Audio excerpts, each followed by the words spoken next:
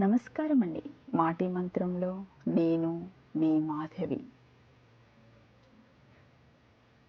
మరిగే నీళ్ళల్లో ప్రతిబింబం ఎలాగైతే కనబడదో, ఆవేశంలో ఉన్న మనసుకు పరిష్కారం కూడా అలాగే కనిపించదు. సమస్యలు ఎన్ని ఉన్నా ప్రశాంతమైన మనస్సుతో ఆలోచిస్తే పరిష్కారం తప్పకుండా దొరుకుతుంది.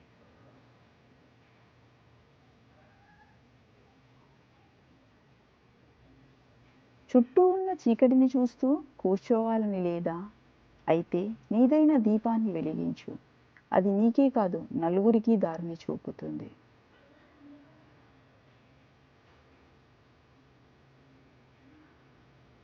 కొన్నిటి విలువ కోల్పోయినప్పుడు తెలుస్తుంది. కొన్నిటి విలువ అవి మనకు దొరికినప్పుడు తెలుస్తుంది. మరికొన్నింటి విలువ కాలం గడిచే కొద్దీ తెలుస్తుంది.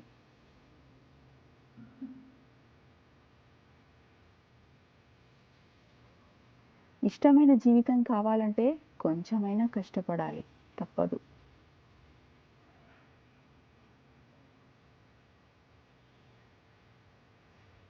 ఈ రోజుల్లో మనిషి బ్రతకాలంటే సమస్యలను ఎదిరించే ధైర్యమైనా ఉండాలి, లేకపోతే ఏం జరిగినా పర్వాలేదు అనే తెగింపైనా ఉండాలి.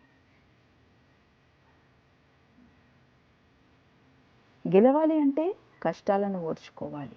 ఎదగాలి జీవితంలో అంటే కొత్తవి నేర్చుకోవాలి.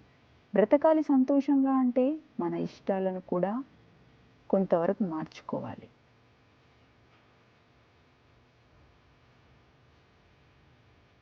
నువ్వు సరిగ్గా ఉన్నట్లయితే కోపం పడాల్సిన అవసరం ఉండదు.